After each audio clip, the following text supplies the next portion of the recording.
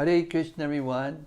Welcome back to the daily readings of Srila Prabhupada's books, right here in the live studios in Sri Radha Lane in Sri Nilamadava Dham in Houston, Texas.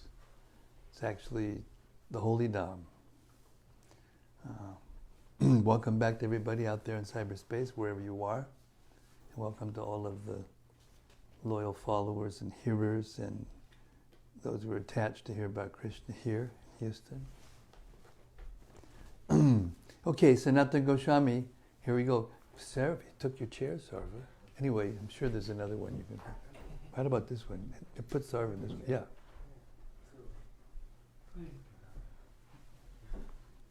See? Didn't I? Told you. Protect his chair. Yeah, protect his chair. You got to be respectful to the local saints. That's the way it is. That's Krishna consciousness. Okay. Srimad-Bhagavatam Mahima Stotram. Every day we read it, and every day we relish it, and it's got a lot of meaning, more meaning than we can probably take in a lifetime. So let's go and hear it again. Goes like this. Sarva Shastrabdi Piyusha, Sarva Vedaika Satpala, Sarva Siddhanta Ratnaja, Sarva Lokaika Drikprada. O nectar from the ocean of all scriptures, singular fruit of all the Vedas, rich mine of the precious gems of all conclusive truths. You are the only giver of sight to all the worlds. Sarva Bhagavata Prana, Srimad Bhagavata Prabho, Kalidwan Doditaditya, Sri Krishna Parivartita. O life air of all the Supreme Lord's devotees, O Master, Srimad Bhagavatam, you are the sun risen in the darkness of Kali. You are the exact image of Sri Krishna. Paramananda Pataya, Prema Varshaksharayate, Sarvada Sarvasevyaya, Sri Krishnaya Namostume. I bow down to you, who are supremely blissful to read. Your every syllable pours down a flood of prema. You can always be served by everyone. You are Sri Krishna himself. Madeka Bando Matsangin, Madguro Man Mahadana, Man Nistadagamad Bhagya, Mad Ananda Namostute. My only friend, my constant companion, my spiritual master, my great wealth, my savior, my good fortune, my source of ecstasy, I bow down to you. Asadu sadutadayin, adini chochata kada, hanamuncha kadashin mam, premna rit kantayospura.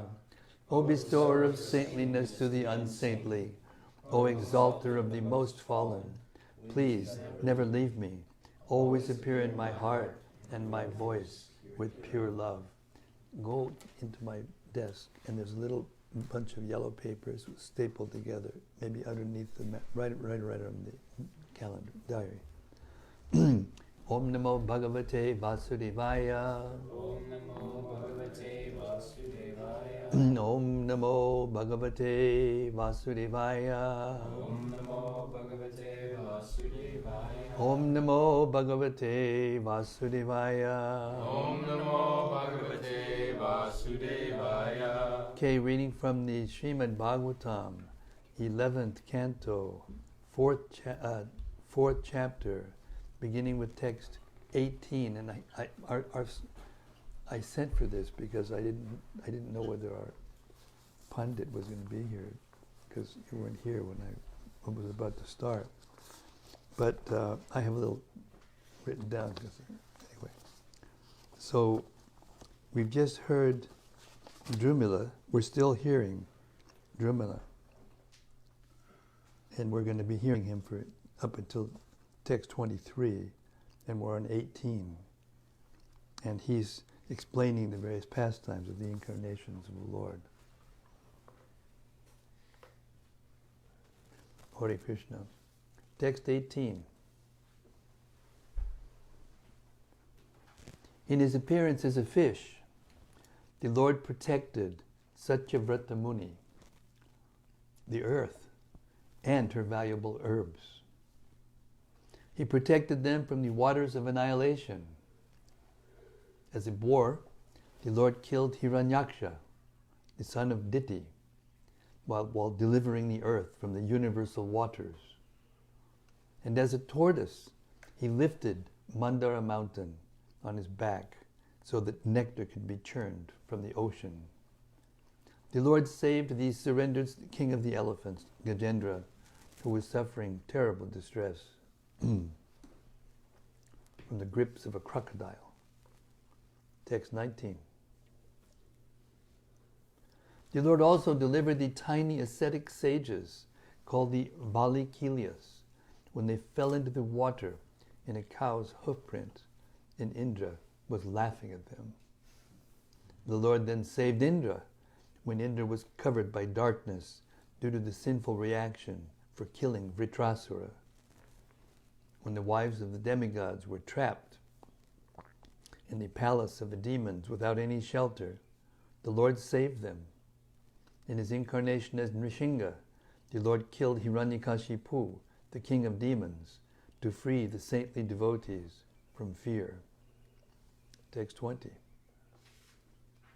The Supreme Lord regularly takes advantage of the wars between the demons and demigods to kill the leaders of the demons. The Lord thus encourages the demigods by protecting the universe through his various incarnations during the reigns of each Manu. The Lord also appeared as Vamana and took the earth away from Bali Maharaj on the plea of begging 3 steps of land. The Lord then returned the entire world to the sons of Aditi. Text 21. Lord Parashuram appeared in the family of Brigu as a fire that burned to ashes the dynasty of Haihaya.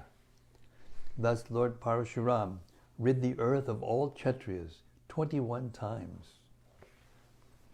The same Lord appeared as Ramachandra, the husband of Sita Devi, and thus he killed the 10-headed Ravana, along with all the soldiers of Lanka. May that Sri Rama, whose glories destroy the contamination of the world, be always victorious. Purport. According to Srila Sridhar Swami, Lord Ramachandra was more or less a contemporary incarnation for the 9 Yogendras. Thus they have offered particular respect to Lord Ramachandra, as indicated by the word Jayati. Text 22. To diminish the burden of the earth, the unborn Lord will take birth in the Yadu dynasty and perform feats impossible even for the demigods. Propounding speculative philosophy, the Lord as Buddha will bewilder the unworthy performers of Vedic sacrifices. And as Kalki, the Lord will kill all the low-class men posing as rulers at the end of the age of Kali. Purport. It is understood that in this verse, the description of the Lord's appearance in the Yadu dynasty refers to the appearance of both Krishna and Balaram, who together removed the demoniac rulers who were burdening the earth. Srila Jiva Goswami has pointed out that the description of the incarnations to deal with Shudran, or low-class men, refers to both Buddha and Kalki, those who misuse Vedic sacrifice to engage in gross sense gratification, such as the sinful killing of animals, are certainly in the category of Shudra, as are the so-called political leaders of Kali Yuga, who perform many atrocities in the name of state management. Text 23. O mighty armed king, there are innumerable appearances and activities of the Supreme Lord of the universe similar to those I have already mentioned. In fact, The glories of the Supreme Lord are unlimited. Thus end the purports of the humble servant of His Divine Grace, A.C. Bhaktivedanta Swami Prabhupada, to the 11th canto, 4th chapter of Srimad-Bhagavatam, entitled Drumila, explains the incarnations of Godhead to King Nimi. Haribol. Nava Yogendra Sri Jai, Drumila Maharaj Sri Jai, Supreme Personality of Godhead's incarnations Sri Jai, Gaur Premanandi, Hari Haribol, Hare Krishna, Hare Krishna. And here we go. Number 5.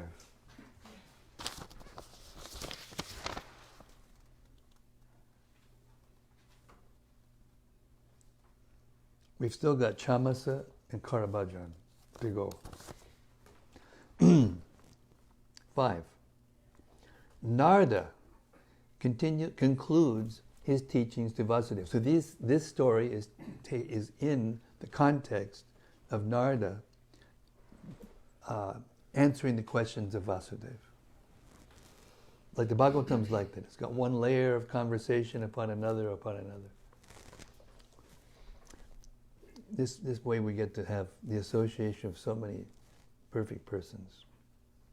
In this chapter, the destination of persons who are inimical to the worship of Lord Hari, who are unable to control their own senses, and who are not peaceful, is examined, along with the different names, forms, and modes of worship of the personality of Godhead in each yuga. From the face, arms, thighs, and feet of the primeval person, Lord Vishnu, are born correspondingly and in order of the modes of goodness, passion, and ignorance, the 4 Varnas, Brahmana, and so on, and also the 4 different ashramas.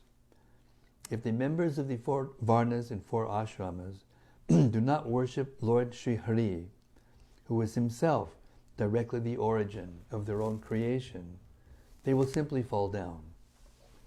Among these classes, women and Shudras, who generally have no contact with the hearing and chanting of Harikatha, are on account of their very ignorance, special candidates for the mercy of great souls. The members of the other 3 Varnas, becoming fit for achieving the lotus feet of Hari, by second birth through Vedic initiation, Shrauta Janma, nevertheless become confused by concocted interpretations of the Vedas. Presuming themselves to be great scholars, although not understanding the essential meaning of karma, they become flatterers of other deities, in their greed for fruitive results, and ridicule the devotees of the Supreme Personality of Godhead. They are fixed in family life, attached to mundane gossip, and indifferent to the devotional service of Vishnu and the Vaishnavas. They are maddened by material opulences and pleasures, devoid of real discrimination and intelligence, and always function on the mental platform. But such attachment to family life and so on is most natural for the mass of people, even though it is against the best advice of Shastra. To become disentangled from such life in all respects is the principal teaching of the Vedas. Real wealth is that conducive to the faithful execution of the duty of the soul, not that which exists simply for selfish sense gratification. As a consequence of the desire to indulge the senses, men and women couple together to produce children, engaging in animal slaughter apart from that necessary for performance of sacrifice. These human animals themselves suffer violence in the next life. If because of excessive greed for one's own pleasure, one commits violence against living beings, one is also attacking Lord Sri Hari, who is present in the bodies of all living entities as the Supersoul. Opposed to Lord Vasudeva, ignorant self-cheaters completely carry out their own ruination and enter into hell. The Supreme Personality of Godhead, Sri Hari, accepts in each of the different yugas various colors, names, and forms, and is by various prescribed processes. In Satya Yuga, the Supreme Lord is white in complexion, has 4 arms, dresses as a brahmachari, and is known by such names as Hamsa, and is served by the practice of meditational yoga. In Treta Yuga, he is red in color and 4-armed, is the personification of sacrifice, is characterized by the symbols of the sacrificial spoon, ladle, etc., is called by such names as Yajna, and is worshipped by Vedic sacrifices. In Dwapara Yuga, he is of dark blue complexion, wears a yellow garment, is marked by Shrivats and other signs, has such names as Vasudeva, and is worshipped in his deity form by the regulations of the Vedas and Tantras. In Kali Yuga, he is golden in color, is accompanied by his associates, who are his primary and secondary limbs and his weapons, is absorbed in Krishna Kirtan, and is worshipped by the performance of Sankirtan Yajna. Since in Kali Yuga, all of human life can be achieved simply by the glorification of the holy name of Lord Sri Krishna, those who can appreciate the real essence of things praise Kali Yuga. In Kali Yuga, many people in South India, Dravida Desh, in places where the Tamraparni, Kritamala, Kavari, and Mahanadi rivers flow, will be dedicated to the devotional service of the Supreme Lord. Persons who give up all false ego and take full shelter of Lord Hari are no longer debtors to the demigods or anyone else. The personality of Godhead, Sri Hari, appears in the hearts of devotees who know no other shelter than Him, and causelessly drives away all evil desires from the devotees' hearts. Videharaj Nimi, having heard elaborate descriptions of Bhagavad Dharma from the mouths of the Navayogendras, offered worship to them with a satisfied mind. Then they disappeared. Devarshi Narada thereupon instructed Vasudeva about the ultimate shelter of devotional service. He told Vasudeva that although Lord Krishna had become his son, having appeared in this world to free the earth of its burden, he still should not think of Lord Krishna as his child, but rather as the Supreme Personality of Godhead. Even by meditating upon Krishna in a spirit of enmity, such kings as Shishupal attained an equal status to him. So to attempt to say anything more about the perfect achievement of great souls such as Vasudeva, who enjoy intimate loving relations with Krishna, would be a useless endeavor. Text 1.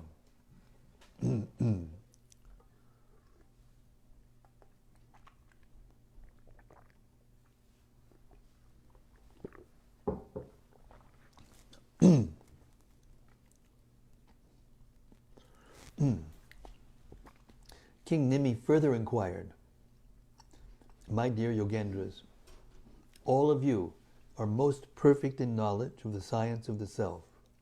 Therefore, kindly explain to me the destination of those who for the most part never worship the Supreme Personality of Godhead, Hari, who are unable to quench their material desires, and who are not in control of their own selves." Purport. In the 5th chapter of the 11th canto, Chamasa Rishi describes the inauspicious path of those who are unfavorable to the devotional service of Lord Vishnu. And the sage Karabhajan explains the Yuga Dhammavatars, the incarnations of the Lord who present the authorized process of religion for each different age. In the previous chapter, it was explained that although the demigods place obstacles in the path of the Lord's devotees, by the mercy of the Supreme Lord, the devotees are able to place their feet on the head of such obstacles and thus pass beyond them to the supreme destination. However, for the non-devotees, there is no such facility. As soon as the conditioned soul becomes indifferent to the devotional service of the Supreme Lord, he is immediately attracted by the temporary varieties of matter and becomes a slave of inauspicious desires. Thus the conditioned soul, devoid of devotion for the Lord, completely forgets the transcendental bliss of the spiritual world, which is enjoyed in 5 transcendental rasas. Although the devotees are not overcome by the sense gratification offered by the demigods, the demigods themselves become absorbed in material form, taste, and smell. And similarly, those who are non-devotees also become bound by material form, taste, and other sense perceptions, such as the sensuous experience of sex life. Thus they remain hovering in a dreamlike state, imagining different types of material sense gratification, and forget their eternal relationship with the personality of Godhead. Videharaj Nimi now inquires from Chamasa Muni about the goal attained by such bewildered persons. Text 2. Sri Chamasa said, each of the 4 social orders, headed by the Brahmanas, was born through different combinations of the modes of nature, from the face, arms, thighs, and feet of the Supreme Lord in his universal form. Thus the 4 spiritual orders were also generated. Purport. Those who are not spontaneously attracted to the devotional service of the Lord can be gradually purified by observing the Varnashram system of 4 social orders and 4 spiritual orders.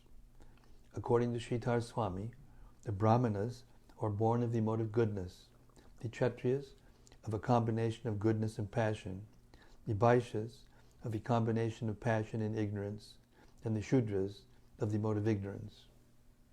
Just as the 4 social orders are born from the face, arms, thighs, and feet of the Lord's universal form, similarly, the Brahmacharis are generated from the heart of the Lord, the householder from his loins, the Vanaprasthas from his chest, and the Sannyas order from his head. A similar verse is found in the Rik Samhita 8.4.19, as well as the Shukla Yajur Veda 34.11 and the Atharva Veda 1966. Brahmano sya mukham asid bahu ranjana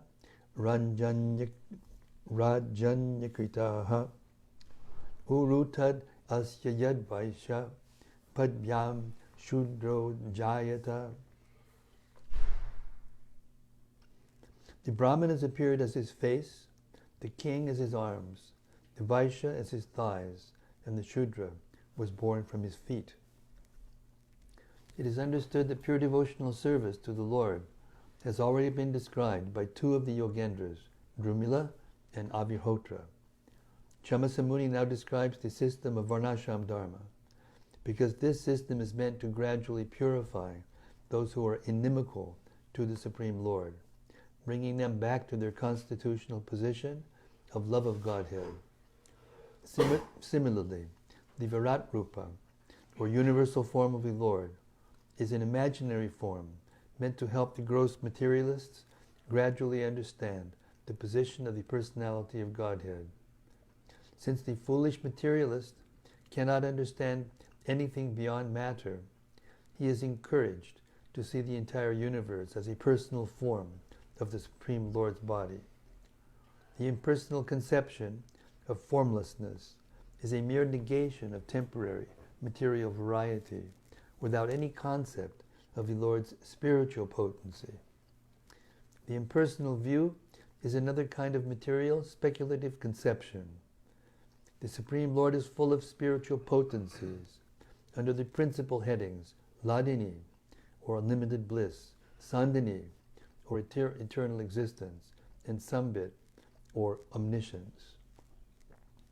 It is understood from this verse that the Varnashram Dharma system, generated from the universal form of the Lord, is a program offered by the Lord to engage the conditioned souls in a complete social and religious system that gradually brings them back home, back to Godhead. Text 3. Any members of the 4 Varnas and 4 ashramas who fail to worship the personality of Godhead, the source of their own creation, or who intentionally disrespect him, will fall down from their position into a hellish state of life. Purport. The words nabhajanti in this verse refer to those who out of ignorance do not worship the Supreme Lord, whereas the word abhajananti refers to those who have actually been informed of the supreme position of the Lord, but still show him disrespect. It has already been described that the 4 spiritual and occupational orders of life are generated from the body of the Lord. In fact, the Supreme Lord is the source of everything, as described in the Bhagavad Gita 10.8, Aham Sarvasya Prabhavat.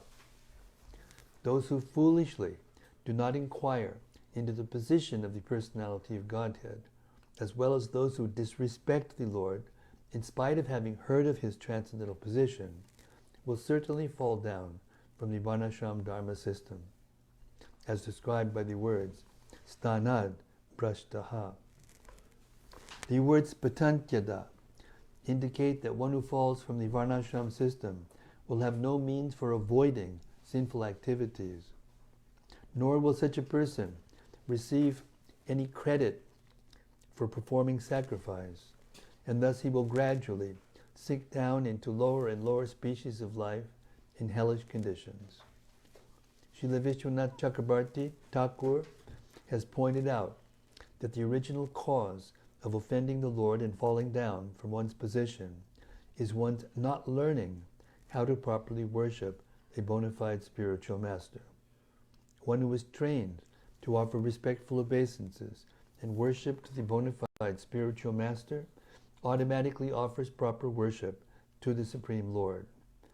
Without the mercy of a bona fide spiritual master, even a so-called religious man will gradually become atheistic, offend the Lord by foolish speculation, and fall into a hellish condition of life.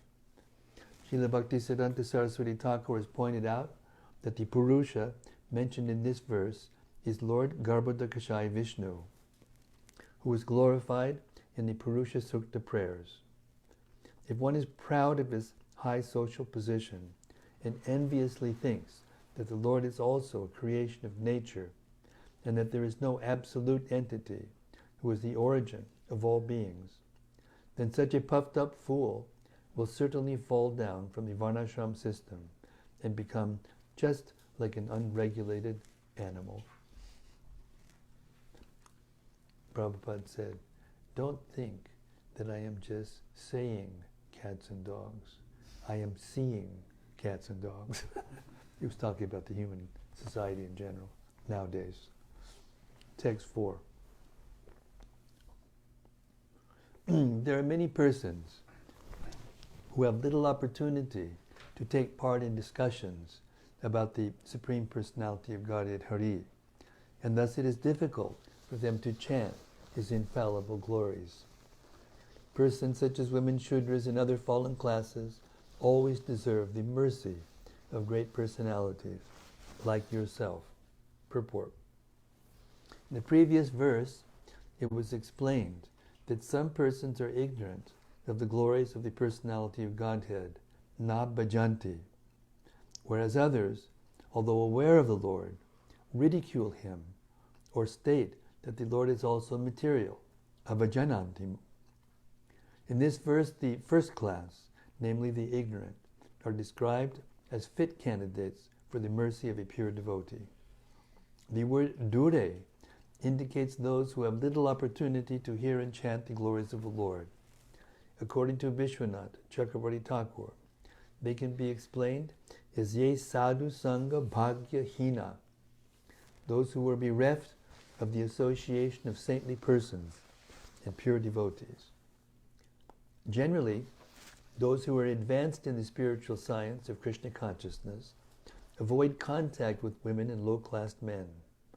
In general, women are lusty, and Shudras and other lower-class men are habitually addicted to materialistic habits such as smoking, drinking, and woman hunting. Therefore, Chaitanya Mahaprabhu warned the Shudras, or saintly persons, warned the Sadhus, or saintly persons, to avoid intimate connection with women and low-class men. The practical result of such a restriction is that women and lower-class men are often bereft of the opportunity to hear the glories of God chanted by saintly persons.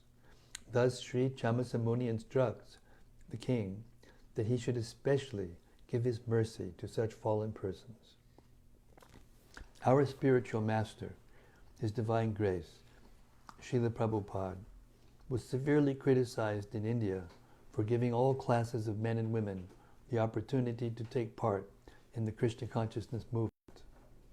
Indeed, the caste Brahmanas of India and other persons concerned only with ritualistic formalities were shocked that Srila Prabhupada allowed women and persons born in low-class families to take part freely in the Vaishnava culture and even become initiated as bona fide brahmanas. However, Srila Prabhupada could understand that in this age, practically everyone has fallen.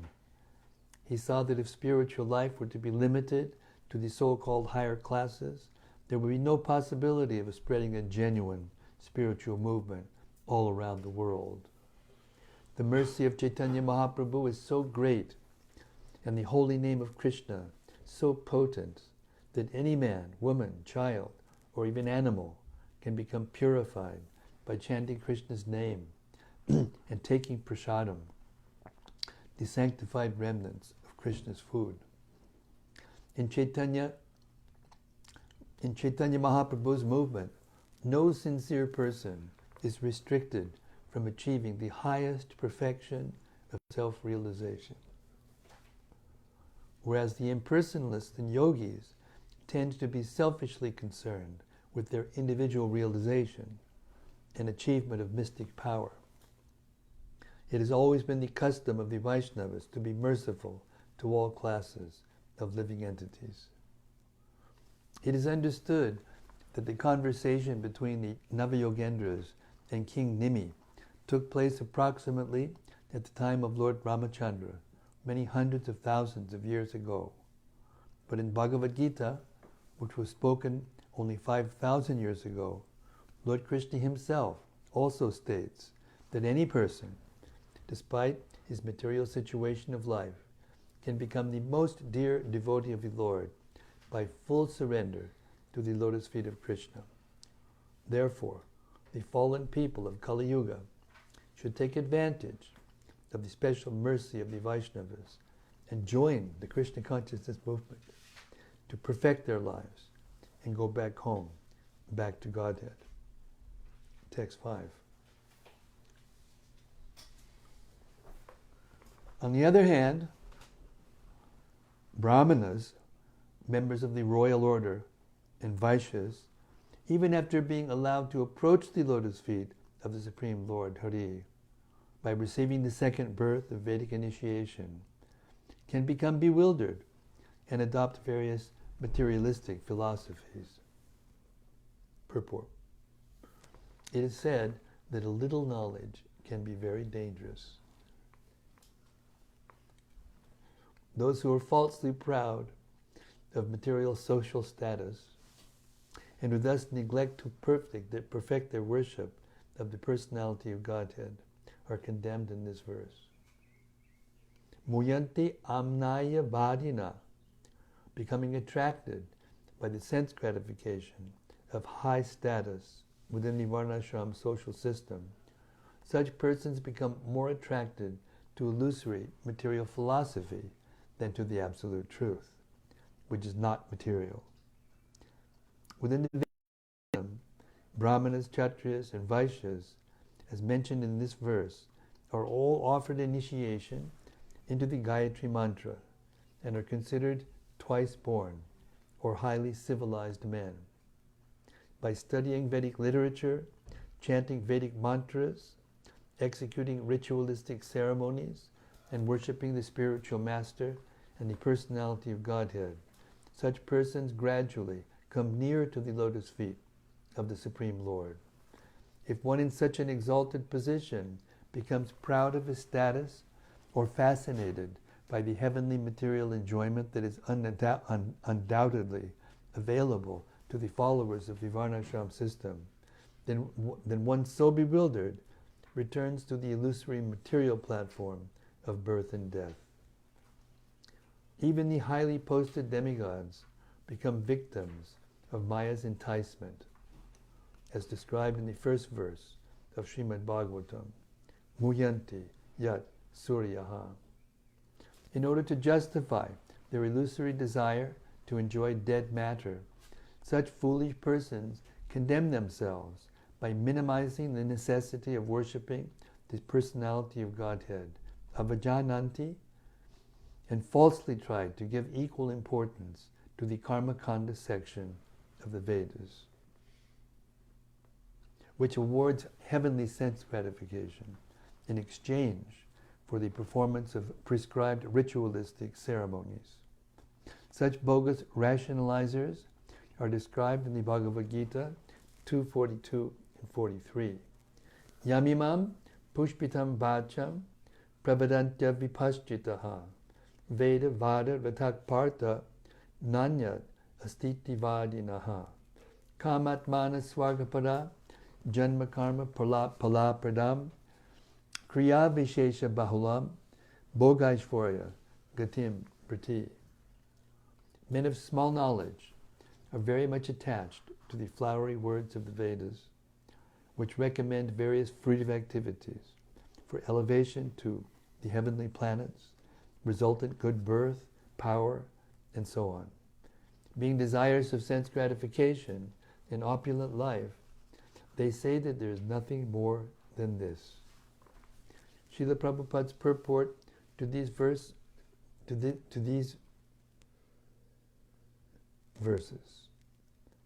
mistake. Does it say verses in the book?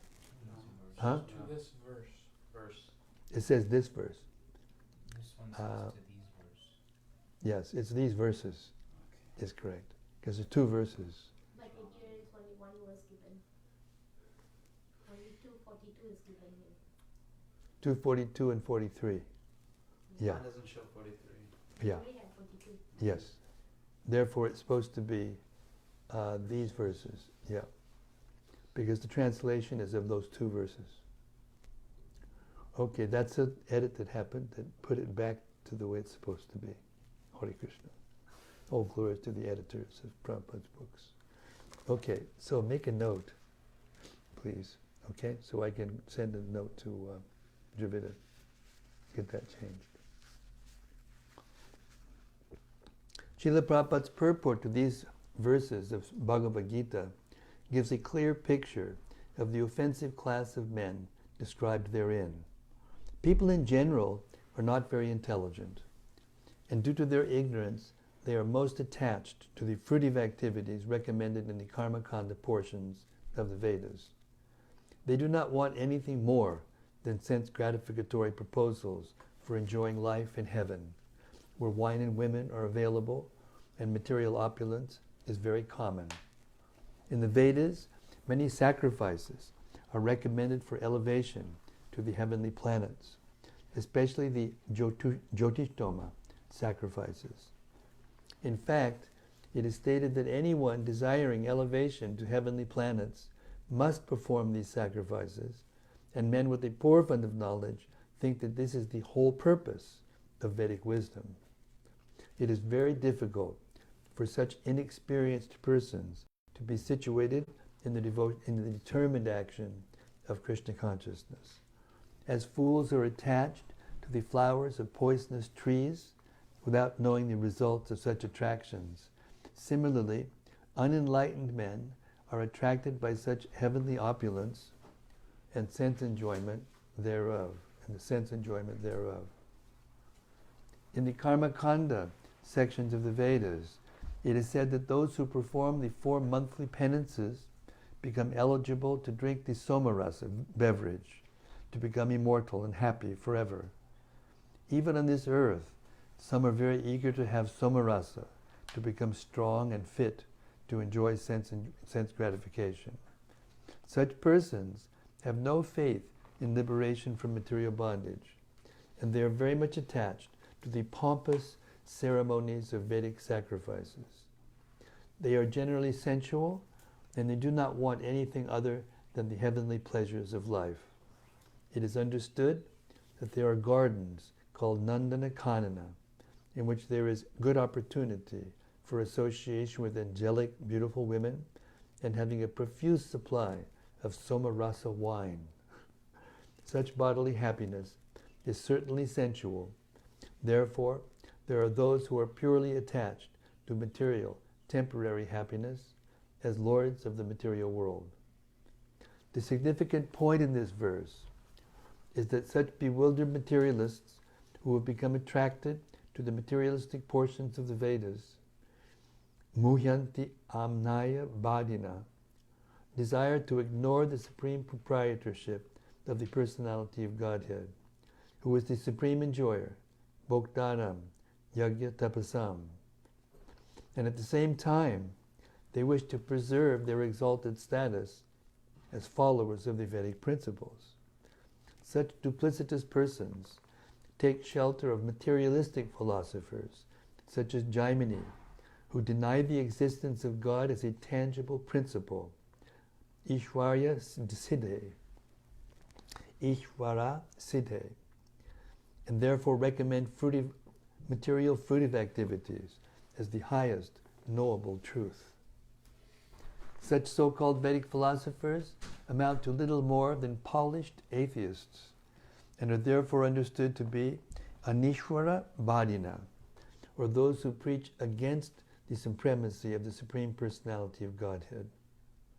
Although foolish materialistic followers of the Varnashram system desire to maintain their exalted status as Aryans, or twice-born men, and at the same time neglect the personality of Godhead, it is clearly stated in the Bhagavatam 11.5.3, Stanad Brashta Padantyadaha.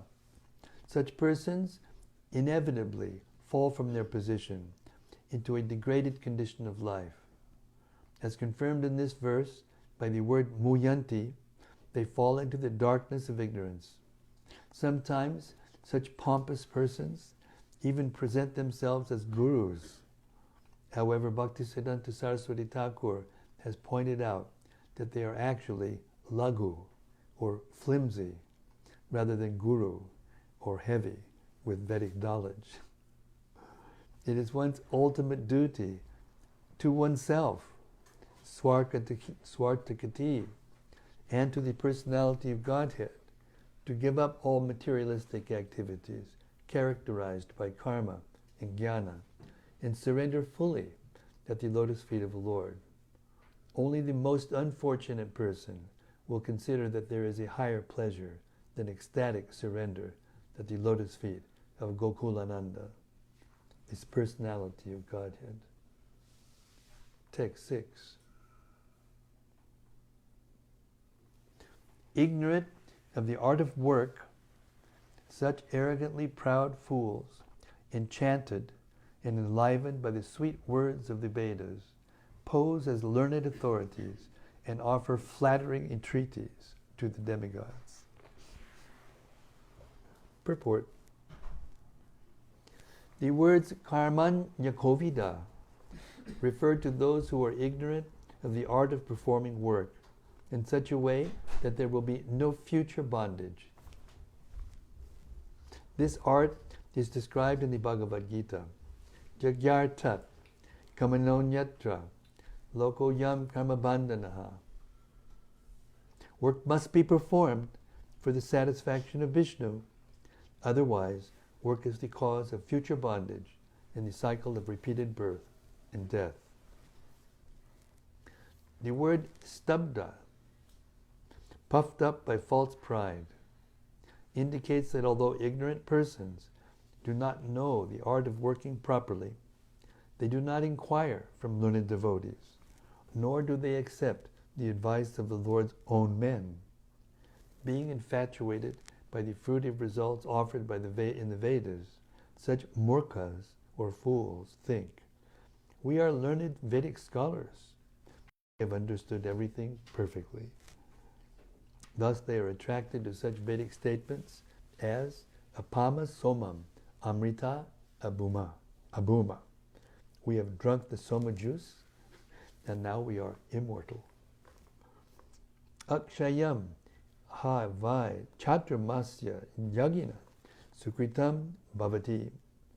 For one who executes the chaturmasya sacrifice, there is inexhaustible pious reaction. And yatra noshnam na sitam syan na glanir na pyaratayaha. Let us go to that material planet where there is no heat, nor cold, no diminution, and no enemies. Such foolish persons are unaware that even Lord Brahma, the creator of the universe, will die at the end of universal time. What to speak of materialistic followers of the Vedas who jump like frogs to the different celestial planets, seeking the highest standard of sense gratification. Such bewildered Vedic scholars dream of frolicking with the Apsaras, the gorgeous society girls of the heavenly planets, who are expert in singing, dancing, and in general stimulating uncontrolled lusty desires. Thus, those who are carried away by the heavenly phantasmagoria offered in the Karmakanda section of the Vedas gradually develop an atheistic mentality. Actually, the entire universe is meant to be offered to Lord Vishnu as a sacrifice. The conditioned soul, that's the Sankirtan Yoga. Using everything in the service of Krishna. In that way, reclaiming it and purifying it, including our own bodies and minds. That's the Sankirtan Yoga. Actually, the entire universe is meant to be offered to Lord Vishnu as a sacrifice. The conditioned soul can thereby gradually elevate himself to the eternal kingdom beyond the hallucination of material sense gratification. However, being puffed up by false pride, the materialistic followers of the Vedas remain perpetually ignorant of the supremacy and beauty of Lord Vishnu. Hare Krishna. Okay, one more. Text 7. Due to the influence of the motive passion, the materialistic followers of the Vedas become subject to violent desires and are excessively lusty. Their anger is like that of a snake. Deceitful snake. You know there's this new thing going around? It's called the coronavirus. You heard about that? China. It started in China. Oh, you know where it started? It started in a big, there's 11 million people in this Wahoo. Is that the name? Yeah, Wuha or Wahoo or whatever it is. 11 million people. And they're famous for this huge market where they sell any kind of living being for eating. Anything. And it's unregulated. There's no regulation. It's all black market. So now they're tracing it and they think, I'm not saying it's absolute, but they think it came from cobras that are sold by these characters that people like to eat. I mean, it may be bad in the USA, but it ain't that bad. At least we got some regulation. Phew, their anger is like that of a snake. Deceitful, overly proud and sinful in their behavior, they mock the devotees who are dear to Lord Achyuta. In China, the devotees have to go underground. They can't be out. Market. The next time the President of the United States wants to take some advice from China, market. Purport. Gora Sankalpa refers to ghastly desires, such as thinking, he is my enemy, let him die. Due to the emotive passion, waves of lust overcome the conditioned soul, who then becomes furious like a snake. Such a person, filled with pride and arrogance, cannot appreciate the humble efforts of the Lord's devotees to distribute Krishna consciousness. He thinks these beggars worship Lord Vishnu to fill their bellies, but they will never be happy. Such a materialistic rascal cannot appreciate the transcendental status of the devotees of the Lord, who are personally protected and encouraged by the personality of Godhead. Hare Krishna. So we'll stop there with our reading, turn over it to the local sages and the open mic that's floating around somewhere, and get reflections, further discussion, questions if there are any.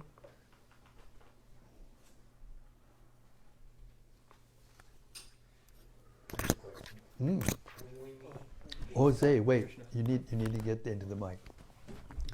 There's only 2,000 people listening, so don't be nervous.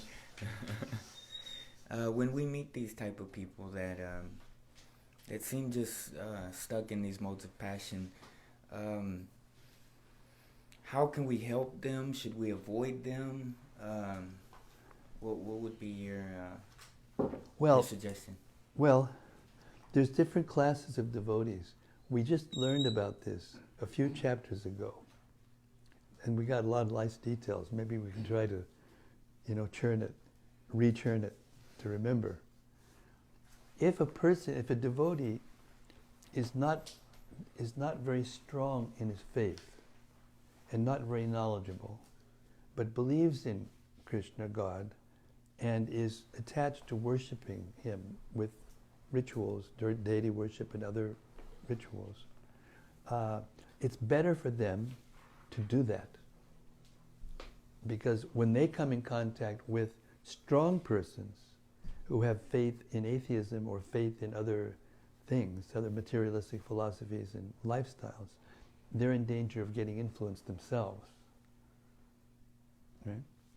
So then, but if a person has strong faith, but may not have all the knowledge to be able to answer every single question authoritatively from Shastra and convince people or whatever, they discriminate. They worship God with love. They make friends with devotees. They are compassionate to innocent people, and they avoid the atheists, the persons we're talking about here, that's what we're talking about here. But in that way, they spread Krishna consciousness. And by doing that, they elevate themselves in their consciousness to the point where they are very faithful, like deep faith, full faith. And their knowledge becomes deep also. And they can change the minds of people and attract people by their behavior, by their qualities. And then they don't have to worry so much about who they're associating with and this and that.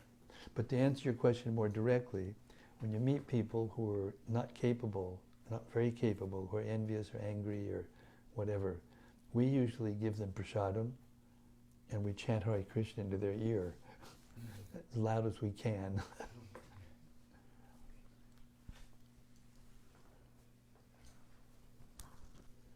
Thank you. You're welcome. Thanks for the question. Nice question.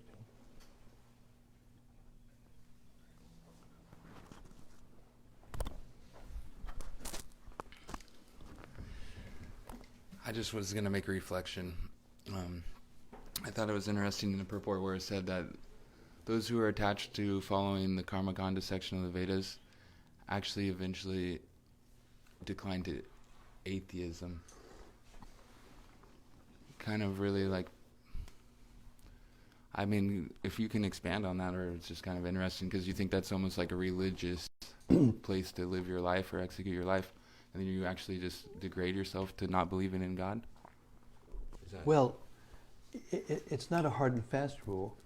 If a person's performing Vedic ritualistic sacrifices and learns to be submissive to the brahmanas that are performing those sacrifices and learns the actual process, then he can be elevated gradually. But what it's saying here, in particular in Kali Yuga, we're so fallen.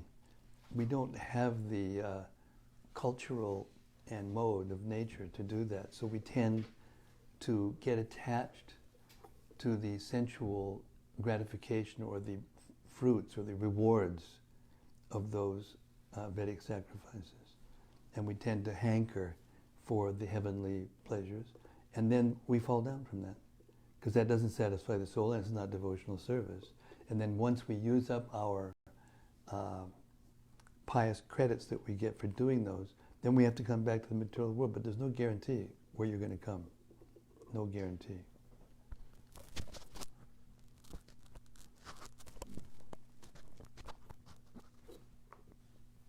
Prana, please.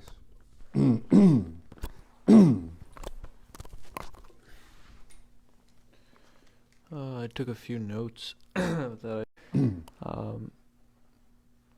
how although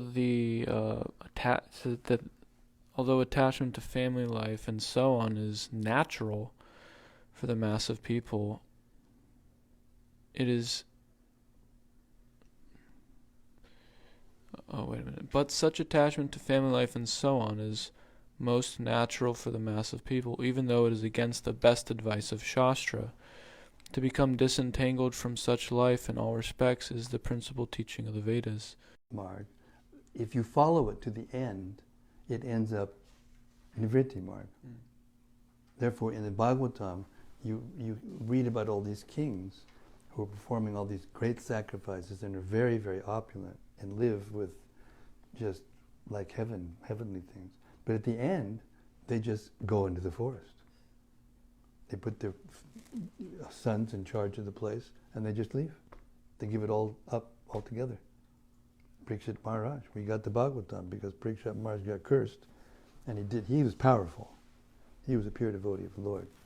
He very easily could have counteracted that curse, no problem. But he took it as the will of the Lord. He took it as the Lord's pastime, and just gave up everything, and went to the bank of the Ganges, and here we are. We can hear the Bhagavatam because he did that. So that's the actual goal of the Vedic system, the Varnashram system. Therefore, the natural tendency for males and females to get together and have family life and have children and do that social system, ultimately, the goal of it is to become detached from it, because it has to be done in a regulated way.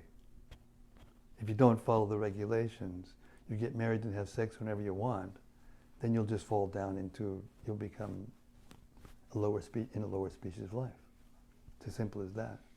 Even if you're externally looking like you're following everything, but you're actually not, then you take the result of that. So that's what it means. The actual system is meant to take us to the point of renouncing sex altogether. You can't go back to the spiritual world unless you renounce sexual indulgence in the material world. Not possible. But in order to do that, you have to get a higher taste. You have to get the taste of something that is more pleasurable, more intense. And that's pure devotional service to Krishna. That's to become, in Krishna's association.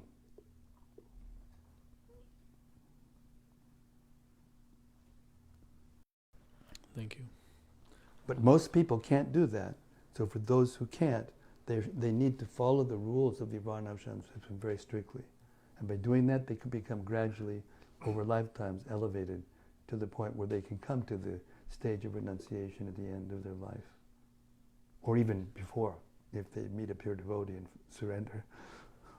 But that's why Lord Chaitanya came, to break down the kind of social barriers, and just that we had that was in the beginning of one of the purports, how the Indian so-called swamis and Brahmins, they criticized Prabhupada for coming to the West and giving initiations and allowing us to worship deities and becoming Brahmins and all these things. They said, you were just ruining the whole thing.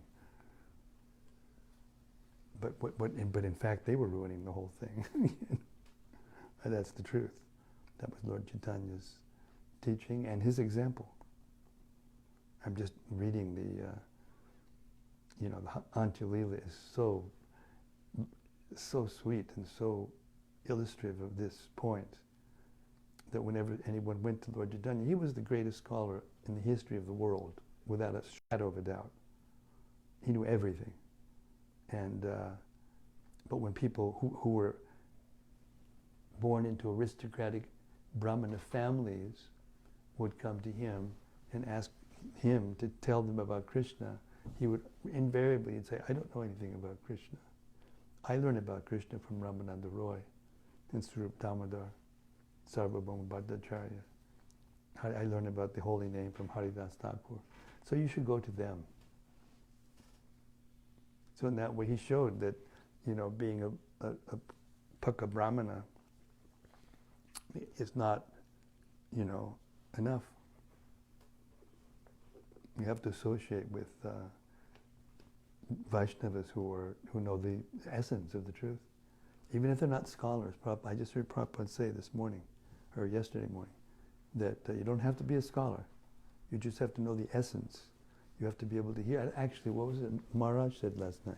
That Prabhupada told us, if you're not a scholar, just learn to repeat what's in Prabhupada's purports in your own words.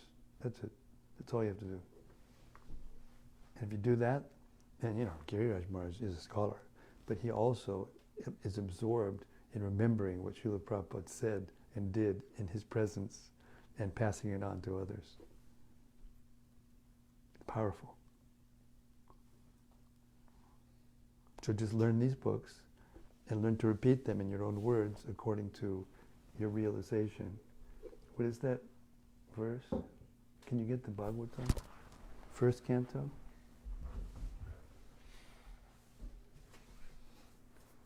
This is the first canto. Changed everything. Anyway. Oh, back of it. Okay. 4th chapter.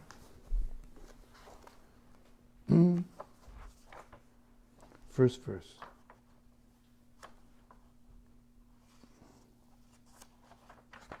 Here, in this verse, Srila Prabhupada is defining what realization means. He says, ready? Any objections? All right. Personal realization does not mean that one should, out of vanity, attempt to show one's own learning by trying to surpass the previous Acharya.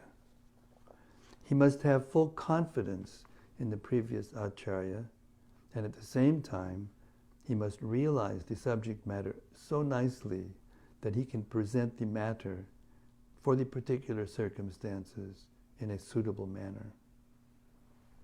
The original purpose of the text must be maintained.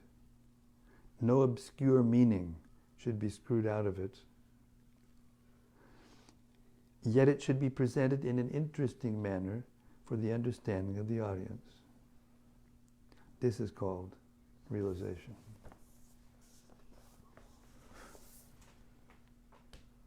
So it's simple. We've been given the highest authority to come to us who are all fallen, all of us.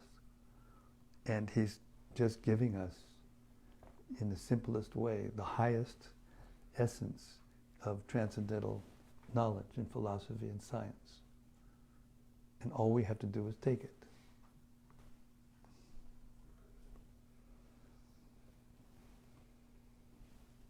Yes, Pratna.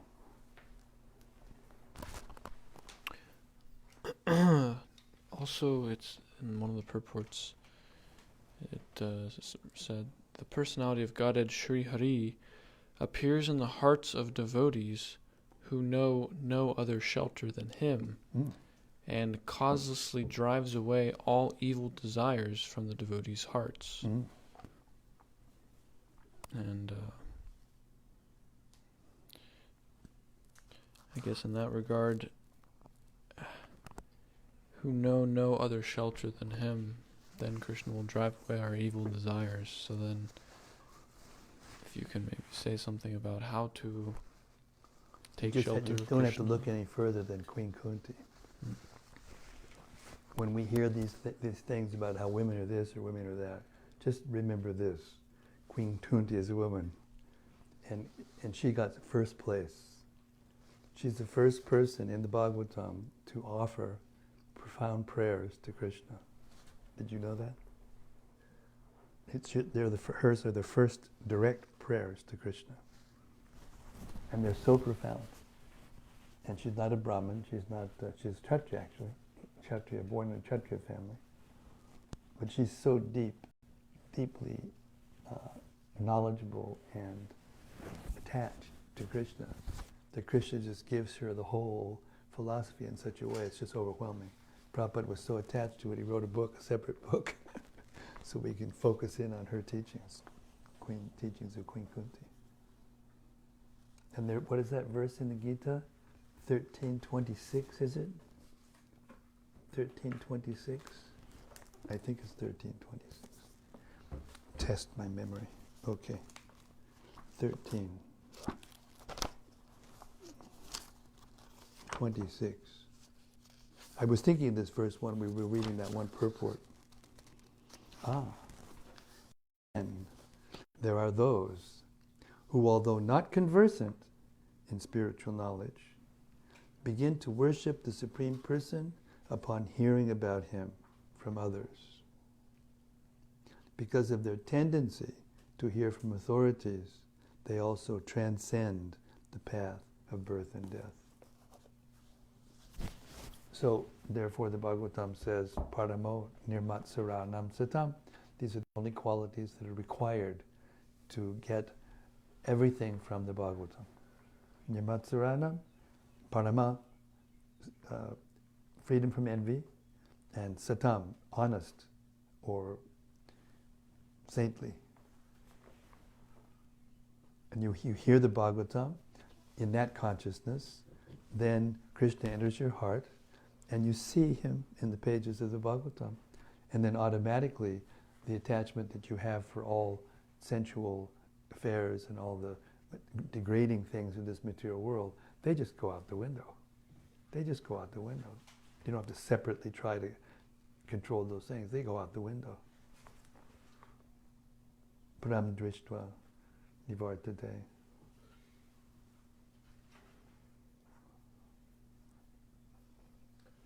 Yes, Prana. I heard about pride also in those last few verses. How the followers, these materialistic followers of the Vedas, are puffed up, and it says they're ignorant of the supremacy and beauty of Lord Vishnu. And then it says such persons filled with pride and arrogance cannot appreciate the humble consciousness. And so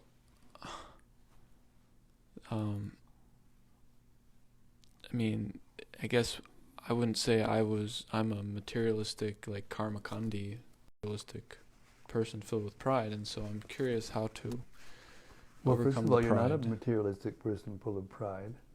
You're a devotee, and you're humble. I mean, the ever liberated souls are the advanced devotees in yourself. It's all relative, you know. We should feel humble. We shouldn't feel that we shouldn't be proud of our accomplishments and proud of our. But we can feel pride that we know Krishna and that we are devotees of Krishna. It's dovetailable. Yudhishthira, Rajasuya sacrifice. Krishna asked him, "Why do you want to do this?" He said, "I want to become seen to be the greatest person in the universe." Krishna said, "What are you talking about? My devotees don't think like that." And he said, "Yes, I want to do that because when they ask me how you did that, I'll tell everybody, I just surrendered to him. And if you want to get this, just surrender fully to him."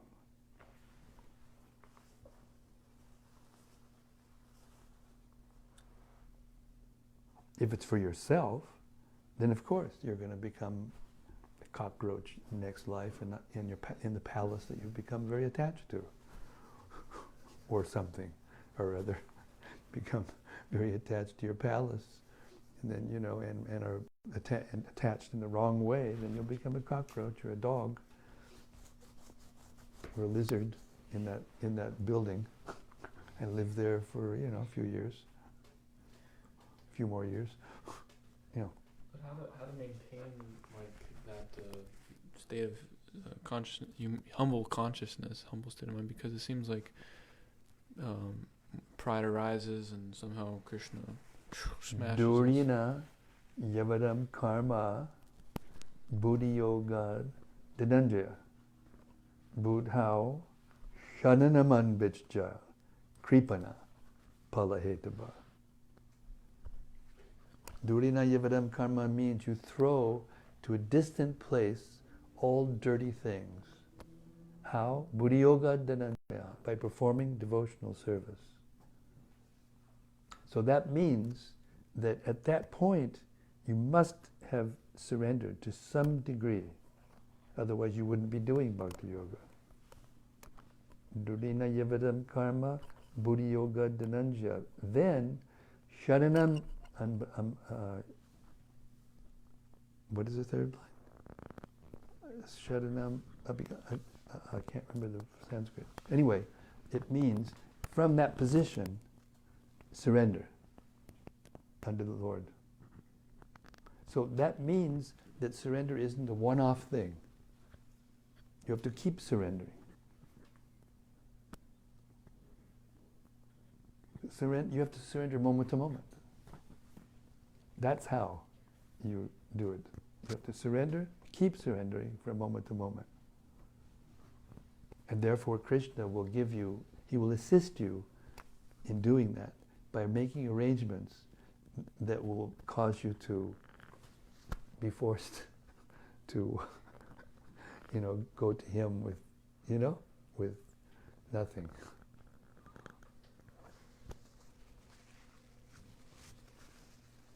Kripana palahetava, that's the last line of the verse. Those who want to enjoy the fruits of their work are misers. Stop being a miser. Durina yavadam karma, throw the dirty things away, perform devotional service, and from that position, surrender to Krishna. Moment to moment. That's how you do it. That's how you do it, bro.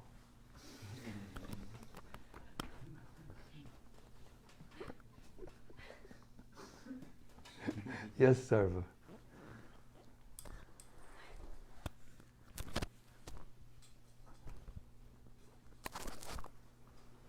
We read about Buddha and Kalki and some rough similarity between Kalki Avatar and second coming of Christ. Supposed to come I'm not sure if it's they have different sects of Christianity interpret that differently. But definitely it's coming of God, the apocalypse. In Revelations, the apocalypse is a double-edged sword, and he's killing the demons. There's a rough similarity. I would say it's the same person. So when you preach to someone, you could I do it all the time. Mm-hmm. Every time I get a chance. And the other thing I say is, when they say, what is this, Krishna? What's that? And I say, oh, that's the name for Christ in Sanskrit. Oh, that's interesting. And then, like that verse says, if they're innocent, they like it. They can take it. Oh, yeah. In different language, that makes sense, You can have, this is one language, seat, and in Spanish it's silla, and something else is something else. Doesn't mean the thing is different. You have to appeal to their logic and their reasoning and, in that way argue with them, but not in a way that will offend their sensibilities. And that requires, as Prabhupada used to say repeatedly, a little intelligence and experience, wisdom, not just information content, It requires wisdom, how to use that information according to time and circumstance, and even with our own selves. How to apply the knowledge ourselves, how to become attached to those qualities that are there in the Gita, and the process of knowledge that can get us out of the material nature given to us in the Gita. We have to practice applying those things and incorporating them into our character, into our activity, into our conceptions. It's not like automatic, easy. It's difficult. But the process has been made easy. But how we apply the process, that's not easy. Therefore, Prabhupada also said, and I just heard this about 4 or 5 days ago, he's in Toronto, 1976. Jayadvaita Maharaj is there. It's nice to hear his voice talking with Prabhupada. He's really nice. And he met with Joseph O'Connell, who's a very, very favorable scholar, who happened to be, he turned out to be the #1 scholar in the studies of Vaishnava, of Gaudiya Vaishnava literature in the academy. And they were asking him all kinds of questions. And Prabhupada said, don't think that very many people are going to be able to take this pure devotional service. It's not for the masses. But even if a small percentage of people take it, the whole world will change.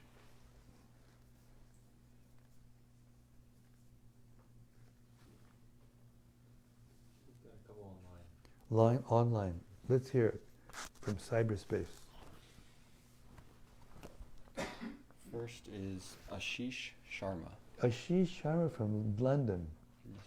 Haribol Bhakti Ashish. Hare Krishna. Hare Krishna. Hare Krishna Maharaj, please accept my humble obeisances. All glories to Srila Prabhupada and to you. One question, Maharaj. Why is there a Karmakanda section in the Vedas when the essence of the Vedas is to get love of God and love of Krishna and not to enjoy these heavenly planets? Why don't the Vedas just mention about things purely about going back to Krishna? I'll tell you the example that Prabhupada gave us. Only the rare gems are sold in very, very expensive shops because only a few people can afford them. But in plain shops, they have things that look like it, that's just made of glass or made of, less valuable substances. So the reason why 96% of the verses in the 4 original Vedas have to do with the Karmakanda section of the Vedas and are teaching to those principles, sacrifice to Vishnu, is because the vast majority of the people in the material world, that's what they want. And Krishna, he's not just trying to please just his devotees, he's trying to please everybody. He's the Supreme Father. Aham bija prada pita. Pita means father. Praja means living beings.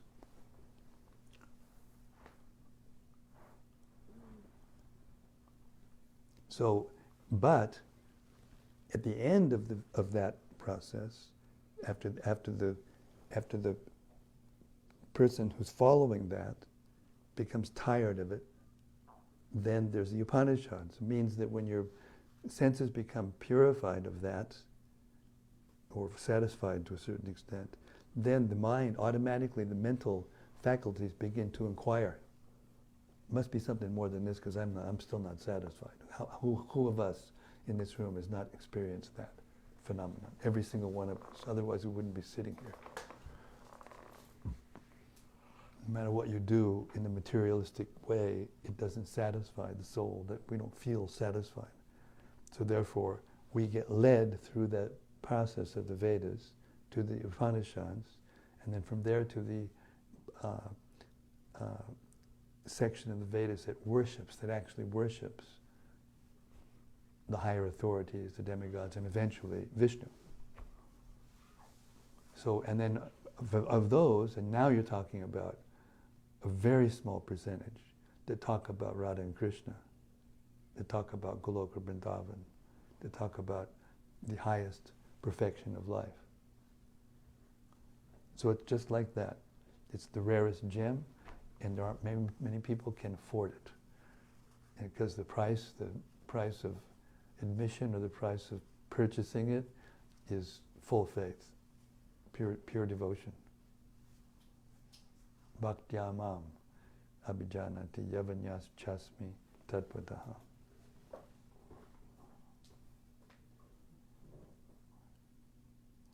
It's designed by Krishna like that. But we are so fallen that we'll question Krishna. Well, why doesn't Krishna just make it all about, Goloka Vrindavan? What's wrong with him? If he wants us all to come back to him, why doesn't he just only talk about himself? Oh, just go down the street and see how many people are criticizing him. And what happens when they do that, they really are in trouble. So he doesn't want them to be really in trouble. So he gives them little spoon's feed. It's like we just heard, what was it? The child with the candy?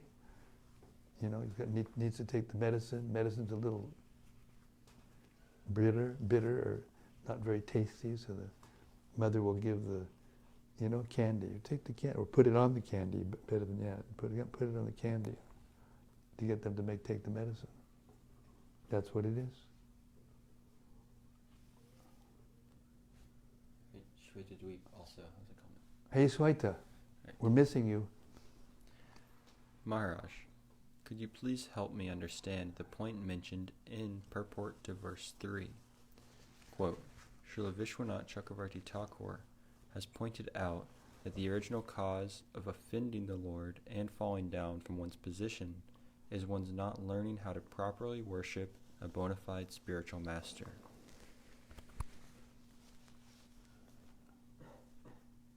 Well, it depends on how you want to take that. If you want to take it that you're in Goloka Vrindavan and you're wondering why you would come away from Krishna being in full love of God, that's the answer. Because everyone has a spiritual master, not just here. You have spiritual master in the spiritual world also. So the opportunity is there also to not act properly.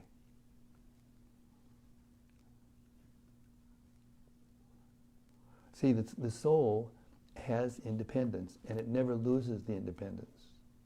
This is the essence of the existential issue that is brought up again and again and again as people don't want to accept that they could have been in the spiritual world of Krishna and gone away. They think that contradicts the philosophy. But the fact is that they don't want to admit that they made the decision. And that's the problem. They don't want to own the problem. If you want to correct yourself in anything, you've done something wrong, whatever, you got to own the problem first. You cannot change until you've owned the problem, until you admit that you need help. So that's the essence of it. Because the soul is very tiny in relationship to Krishna, there's a tendency, he's prone to make the wrong decision.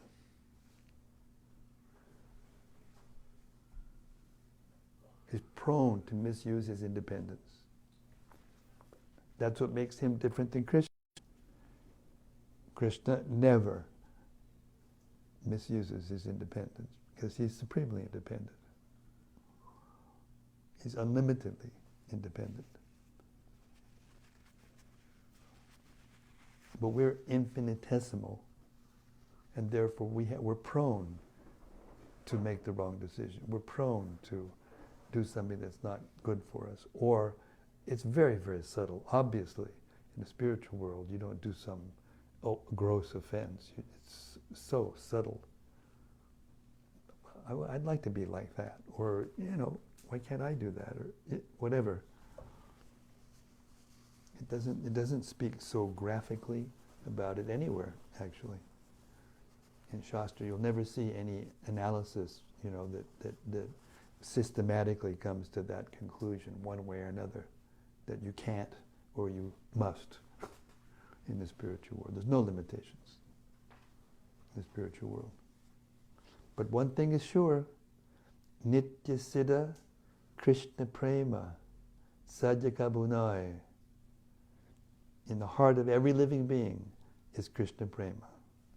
That's irrefutable. It's right from the Chaitanya Charitamrita, the perfect scripture.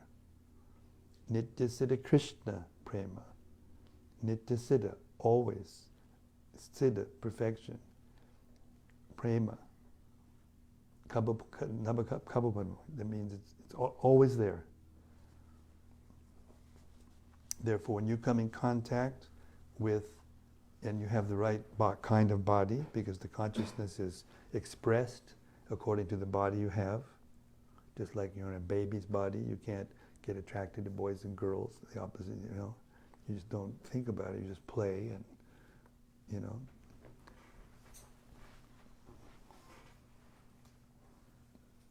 I heard Prabhupada say the other day, I know I'm not my body because I remember when I was a little boy and I could jump and run, and I can't do that anymore. But I'm the same person. I remember being there, or now I can't jump and run.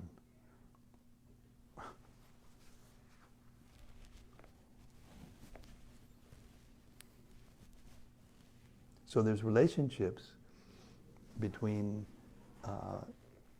the eternal associates of Krishna who are very intimate with Krishna, and the servants of the servants of the servants of the servants of the servants. And each one of them is a level of spiritual master.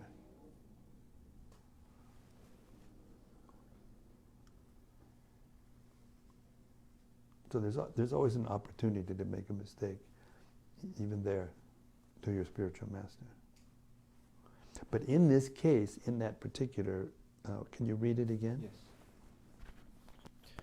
Srila Vishwanath Chakravarti Thakur has pointed out that the original cause of offending the Lord and falling down from one's position is one's not learning how to properly worship a bona fide spiritual master. Yeah, that means, that's Bharat Maharaj. That's Bharat Maharaj, or a person of that level. That's not really directly talking about the spiritual world. That's talking about falling down from your position here in the material world. That's the other way to interpret it. Bharat Maharaj didn't have spiritual master. At least he wasn't there, and we don't hear about his spiritual master. I mean, his father was Rishabdev. He had some pretty heavy instructions, didn't follow them, got attached to a deer, too attached to a deer, and therefore he fell down. Stopped. The attachment to a deer made him so distracted that he stopped his spiritual practices, which he was doing, and he was doing successfully because he came to the level of Bhav. He was very close to Prema, very advanced. And Prabhupada said the reason was because he didn't consult a spiritual authority.